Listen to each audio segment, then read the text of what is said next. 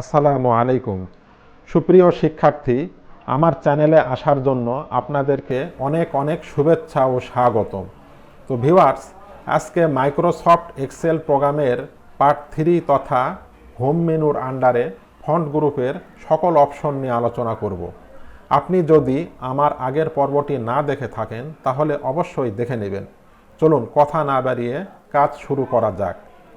তো প্রথমে আমরা ডেস্কটপে মাউসের ডান বাটনে ক্লিক করে নিউ ক্লিক করে Microsoft Office Excel worksheet click করি, তাহলে ডেস্কটপে আমাদের ফাইলটি চলে আসবে। এখন এই ফাইলে মাউসের ডান বাটনে ক্লিক করে রিনেম ক্লিক করে আমরা ফাইলের একটি নাম দিলাম font, FONT, font group, GROUP। ফাইলের একটি নাম দিয়ে ফাইলটি রেডি করে নিলাম।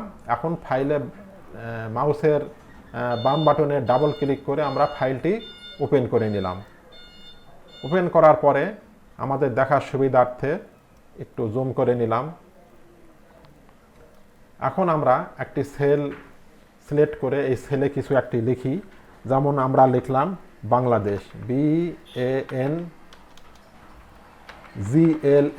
BANGLADESH, বাংলাদেশ লিখলাম। লেখার সাথে সাথে আমাদের লেখাটি বড়, এই জন্যে আমাদের এই লেখার কিছু অংশ অন্য সেলে চলে গিয়েছে। যদি এরকম হয় সেক্ষেত্রে আমরা দুই কলামের মাঝে যে রেখাটি আছে এই রেখাটির এখানে যদি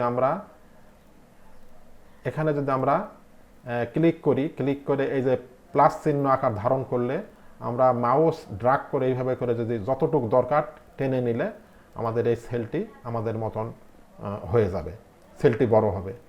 আবার আমরা নিচের দিকে চাইলেও এখানে ক্লিক করে যদি এইভাবে একটু টেনে বড় করি, আমরা এভাবে করে সেলটিকে আমরা বড় করে নিতে পারি। তো এখন আমরা এই ফন্ট গ্রুপের প্রথম যে অপশনের কাজ, এখানে এটি হলো ফন্ট, অর্থাৎ এখানে বিভিন্ন স্টাইলের আমরা লেখা দেখতে পাচ্ছি। ডিফল্ট অবস্থায় থাকে, আমার কম্পিউটারও আমি কিছু এক্সট্রা ফন্ট ইনস্টল করে নিয়েছি। তো যেমন প্রথমটি রয়েছে ক্যালিব্রি, আমাদের এই ফন্টটি ক্যালিব্রি অপশানে রয়েছে। এখন যদি আমরা এখানে ক্লিক করে যদি আমরা যেমন এই ফন্টের উপর যদি ক্লিক করি আহারণী, তাহলে আমাদের লেখার স্টাইল ফন্ট ডিজাইনটি অনুরূপ হবে। আবার যদি এখান থেকে তার নিচেরটাতে যদি আমরা ক্লিক করি তাহলে আমাদের লেখাটি এরকম হচ্ছে, লেখার ডিজাইনটি অনুরূপ হবে। তো আমরা আগেরটাই রাখলাম, সবার উপরে যে ক্যালিব্রি ফন্টে রাখলাম। রাখার পরে এখন আমরা দেখব এই অপশনের ডান পাশে যে অপশনটি রয়েছে এটি হলো ফন্ট সাইজ। আমাদের এই লেখাটিকে আমরা বড় করতে পারি। আমাদের এই সেলটি সিলেক্ট অবস্থায় আমরা যদি এই পয়েন্টে ক্লিক করে যদি আমরা এইভাবে করে কার্সর নিচের দিকে নিয়ে আসি, যে সাইজের উপর দিব আমাদের লেখাটি সেই সাইজ হয়ে যাবে। আমরা 20 সাইজ দিলাম। আবার তার পাশের অপশনটির নাম হলো ইনক্রিজ ফন্ট সাইজ, মানে এখানে যদি আমরা ক্রমান্বয়ে ক্লিক করতে থাকি তাহলে আমাদের লেখাটি আস্তে আস্তে করে ক্রমান্বয়ে বড় হবে। তার পাশের অপশনটির নাম হলো ডিক্রিজ ফন্ট সাইজ, এখানে ক্লিক করলে আস্তে আস্তে করে আমাদের ফন্ট সাইজটি ছোট হয়ে আসবে। আচ্ছা, তো আমরা এখানে ডিক্রিজে ক্লিক করে আমাদের ফন্ট সাইজটি ছোট করে নিলাম। তার নিচের অপশনটির নাম হলো আমরা বি লেখা দেখতে পাচ্ছি, এটিকে বলা হয় বোল্ড, অর্থাৎ আমাদের এই লেখাটি এখন নর্মাল অবস্থায় আছে। যদি আমরা এখানে বিতে বোল্ড করে দিই তাহলে লেখাটি আমাদের মোটা হয়ে যাবে। আবার কন্ট্রোল চেপে আবার এখানে যদি আমরা ক্লিক করি স্বাভাবিক হবে। আবার যদি এখানে আমরা কিবোর্ড থেকে কন্ট্রোল বি চাপি আমাদের লেখাটি বোল্ড হবে। আবার না চাইলে এখানে ক্লিক করলে আগের মতন হবে। তার পাশের অপশনটির নাম হলো ইটালিক, অর্থাৎ আমাদের লেখাটি ডান পাশে একটু বাঁকা মতন হবে। সেটি করার জন্য এটি সিলেক্ট অবস্থায় আমরা যদি এই ইটালিক অপশানে ক্লিক করি তাহলে আমাদের লেখাটি দেখেন একটু ডান দিকে বাঁকা হয়েছে।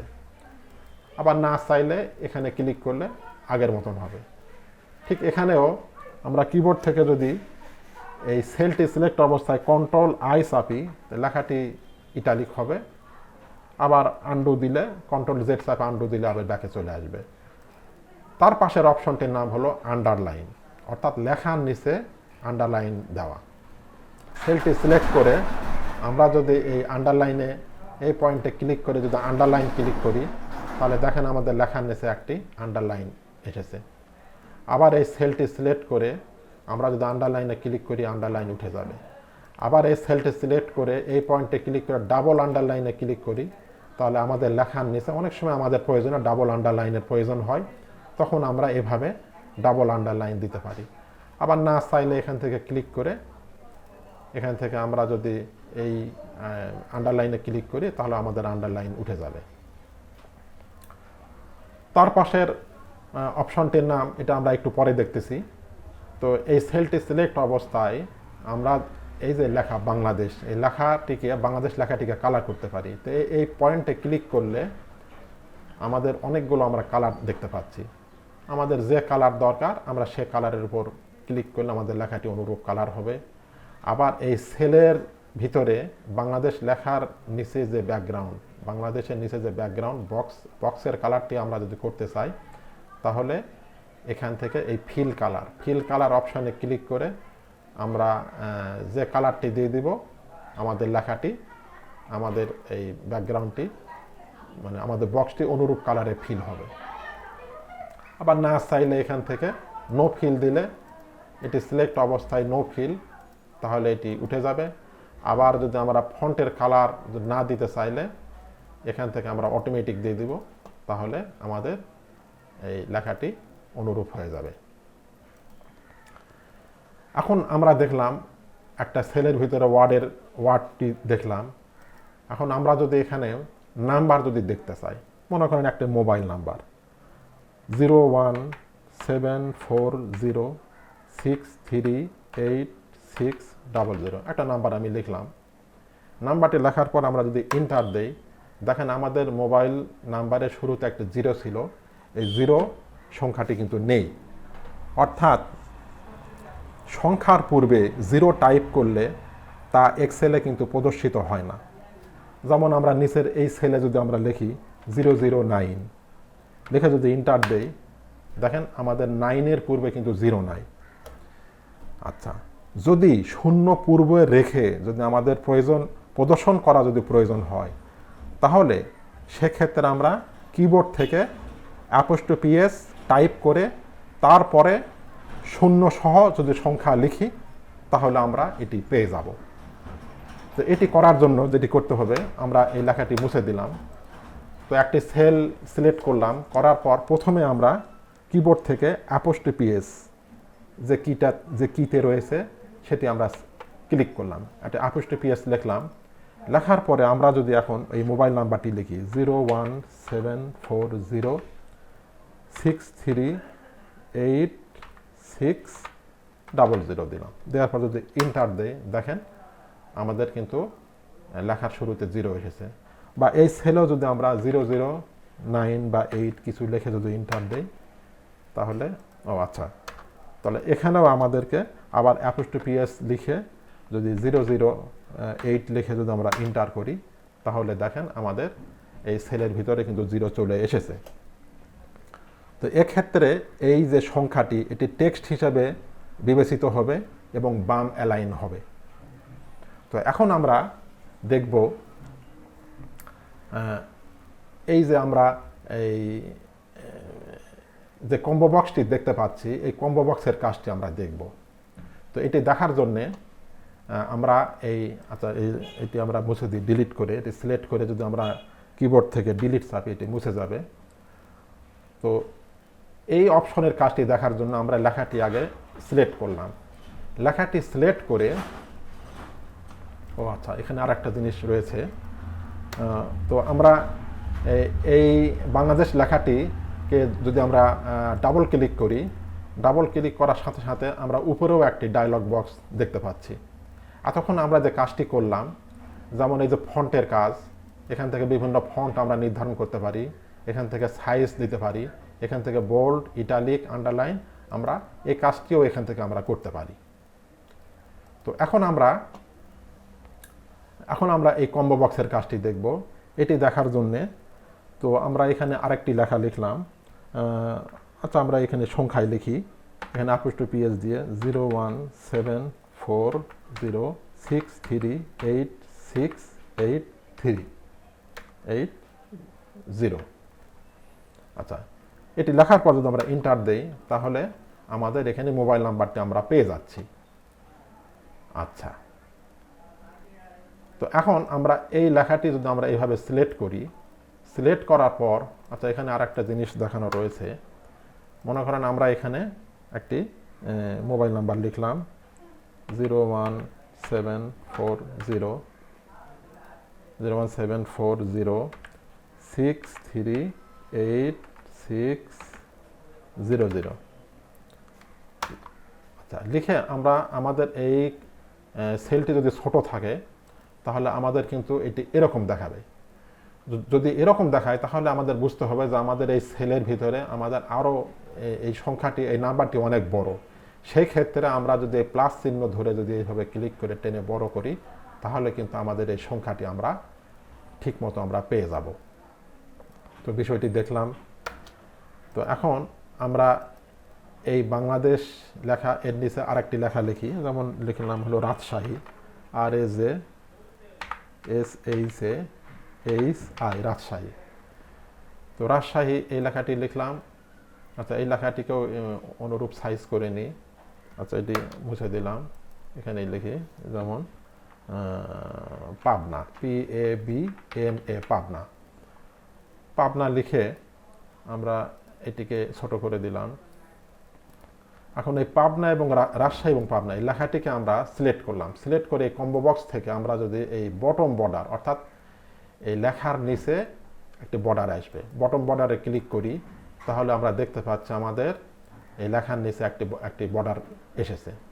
আবার এই লেখাটি সিলেক্ট করে আমরা যদি তার পরের অপশন টপ বর্ডারে ক্লিক করি তাহলে আমরা দেখতে পাচ্ছি উপরে একটি বর্ডার এসেছে। আবার এই লেখাটি সিলেক্ট করে আমরা যদি এই লেফট বর্ডারে ক্লিক করি তাহলে বাম পাশে একটি বর্ডার রয়েছে।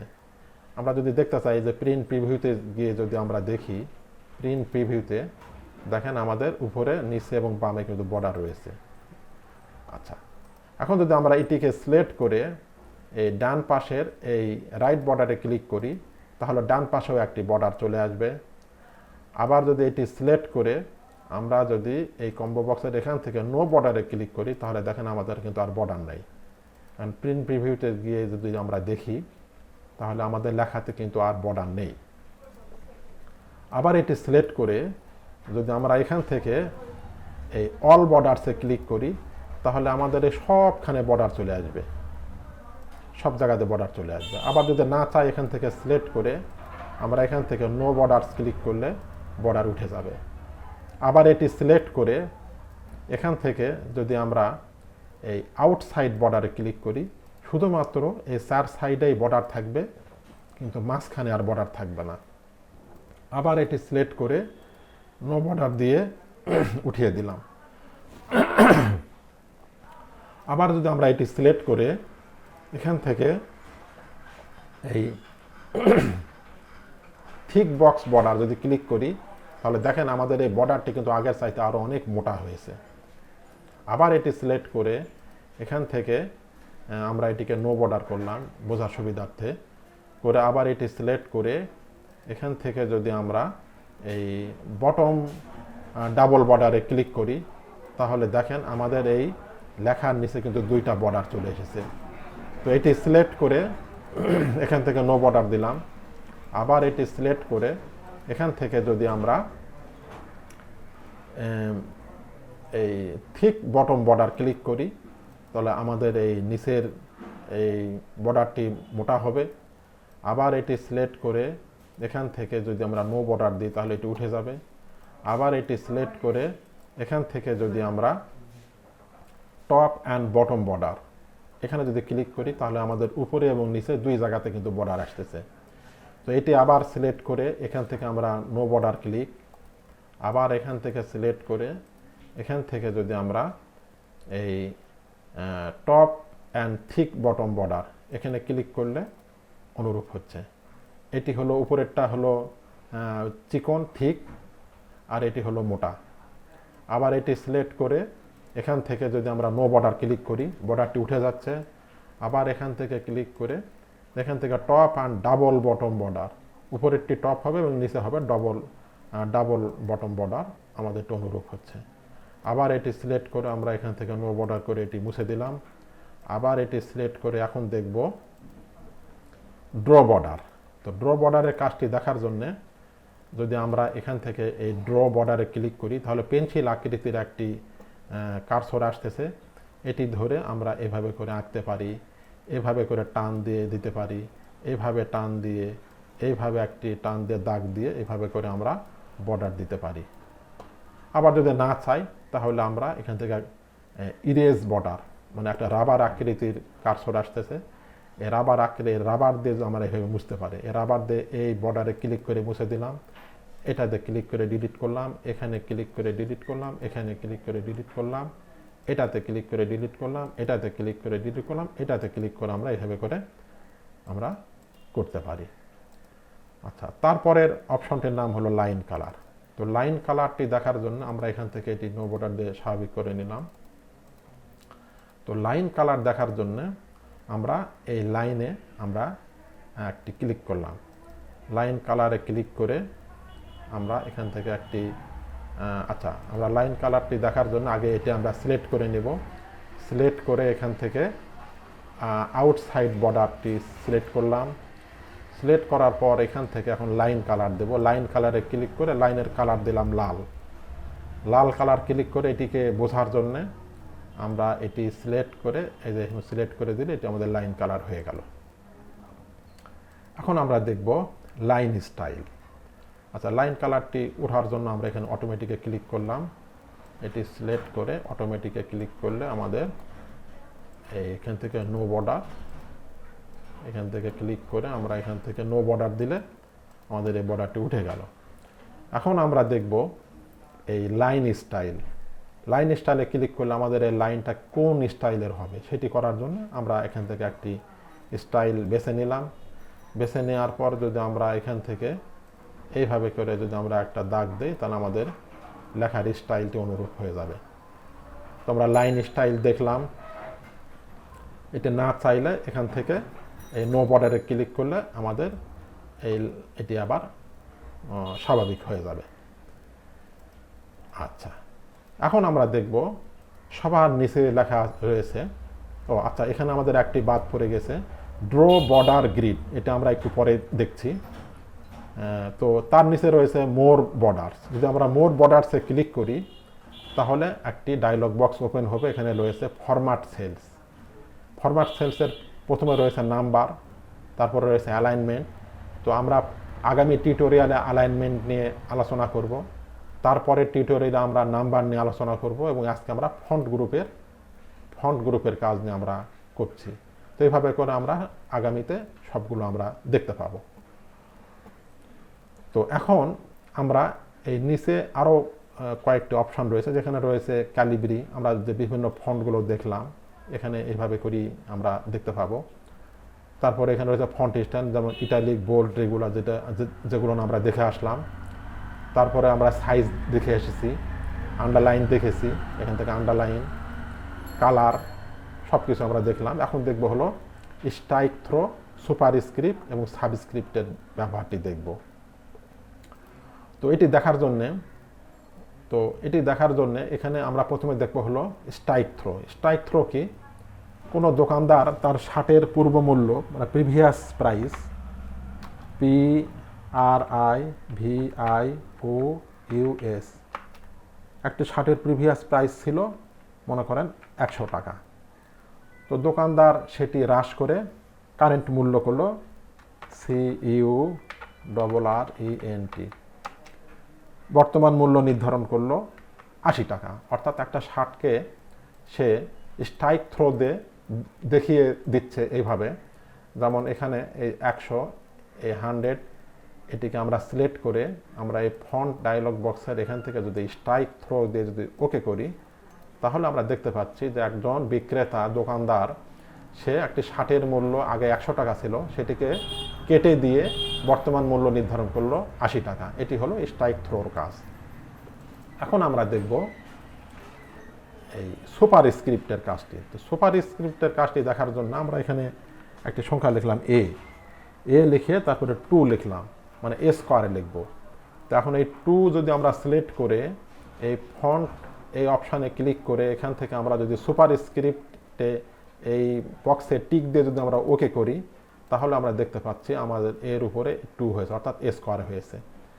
এখন আমরা দেখব সাবস্ক্রিপ্টের কাজ। সাবস্ক্রিপ্টের কাজটি দেখার জন্য আমরা এখান থেকে লিখলাম হলো H2O লিখে আমরা যদি এই 2 লেখাটিকে সিলেক্ট করে এখান থেকে এখান থেকে আমরা যদি এই সাবস্ক্রিপ্ট এই অপশনে টিক দিয়ে যদি আমরা ওকে করি, তাহলে দেখেন আমাদের এটি কিন্তু H2O হয়েছে, 2টি এইচের নিচে আসছে।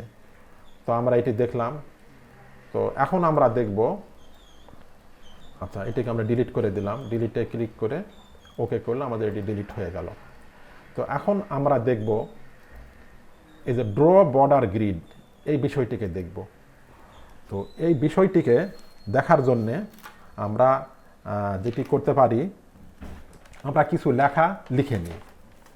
আচ্ছা, প্রথমে আমরা এখানে একটি সিরিয়াল লিখলাম, S.L সিরিয়াল। তারপরে লিখতেছি হলো লিখলাম হলো ডে, DAY ডে, দিনের নাম। তারপরে মাস, MONTH মান্থ লিখলাম। তারপরে লিখলাম হলো ডেট, DATE ডেট। তো সিরিয়াল এখানে আমরা এভাবে লিখতে পারি 1, তারপরে লিখতে পারি 2, এভাবে করে আমরা যদি লিখি তাহলে আমাদের অনেক সময় লাগবে। আর এক্সেল এমনই একটি প্রোগ্রাম যা স্বয়ংক্রিয়ভাবে ক্যালকুলেশন করে দেয়। তো আমরা এটি করার জন্য আমরা যদি আমরা এই 1 লিখে এই পয়েন্টে যদি আমরা মাউস নেই এরকম প্লাস চিহ্ন যদি হয়, তখন আমরা এইভাবে ধরে যদি একটা টান দেই, তাহলে দেখেন আমাদের নিচের সেলগুলিতে অনুরূপ সংখ্যা হয়েছে। এখন একই সংখ্যা যদি আমরা একাধিক নিতে চাই, এইভাবে টান দিলে হয়ে যাবে। আর আমরা যদি ক্রমিক সংখ্যা বানাতে চাই, তাহলে এইখানে আসার পরে এই পর্যন্ত যখন সিলেক্ট হয়ে যাবে, আচ্ছা সিলেক্ট করার পরে দেখেন ডান পাশে একটি পয়েন্ট রয়েছে, এই পয়েন্টে ক্লিক করে যদি আমরা ফিল সিরিজ দেই, তাহলে আমাদের লেখাটি দেখেন ক্রমিক সংখ্যা হয়ে গেছে। আচ্ছা, লেখাটি ক্রমিক সংখ্যা হয়ে গেছে। আমরা এই লেখাটিকে সাইজটাকে একটু ছোট করে নিলাম আমাদের বোঝার সুবিধার্থে। আচ্ছা, এখন এটিকে সিলেক্ট করে আমরা মিডিল করে নিলাম, এটিকে মিডিল করে নিলাম। এখন এই ডে, এক্সেল যেহেতু স্বয়ংক্রিয়ভাবে ক্যালকুলেশন করে, আমরা দিনের নাম লিখলাম সাপোজ সানডে, SUNDAY সানডে। তার পরে যে তারিখগুলো হয়, দিনের নামগুলি হয়, এটি অটোমেটিক চলে আসবে। তো সেই ক্ষেত্রে এখানে যদি ক্লিক করে আমরা নিচে এইভাবে করে টানি বা ড্র করি, তাহলে দেখুন অটোমেটিক চলে আসতেছে। আবার মাসের নাম যদি আমরা এখানে লিখি জানুয়ারি, JANUARY, জানুয়ারি লিখে এখান থেকে আমরা যদি এইভাবে করে একটি টান দেই, তাহলে আমাদের পরবর্তী মাসের নামও চলে আসবে। এবং আজকে আমাদের কম্পিউটারের তারিখ হলো 6 নভেম্বর 2021। আমরা যদি এখানে লিখি 6 নভেম্বর 2021, এটি লিখে আমরা যদি এখান থেকে এইভাবে করে একটি টান দেই, নিচে ড্রাগ করি, তাহলে দেখেন এক্সেল কিন্তু আমাদের স্বয়ংক্রিয়ভাবে সব কিছু লিখে দেখিয়ে দিচ্ছে। তো এখন আমরা এতক্ষণ এই লেখাটি আমরা কলাম ভিত্তিক দেখলাম। এখন যদি আমরা এই লেখাটিকে আমরা রো ভিত্তিক যদি দেখতে চাই, তাহলে আচ্ছা আমরা যদি এখানে যদি লিখি সানডে, লিখলাম SUNDAY সানডে লিখে এই পয়েন্টে ক্লিক করে আমরা যদি ডান দিকে এইভাবে করে টান দেই, তাহলে দেখেন আমাদের কিন্তু ডান পাশে এইভাবে আমরা লিখতে পাচ্ছি। না চাইলে আমরা Ctrl+Z দিয়ে ব্যাকে আসলাম। এখন আমরা দেখব এই যে লেখাটি, এই পুরা কলামটি আমি এইখানে র ওয়াইজ লিখতে চাই।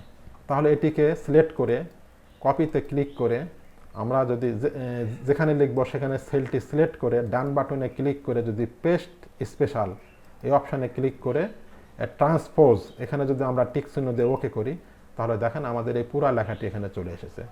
বা এটি অন্যভাবেও নিয়ে আসা যায়, কন্ট্রোল করে পেস্ট স্পেশাল।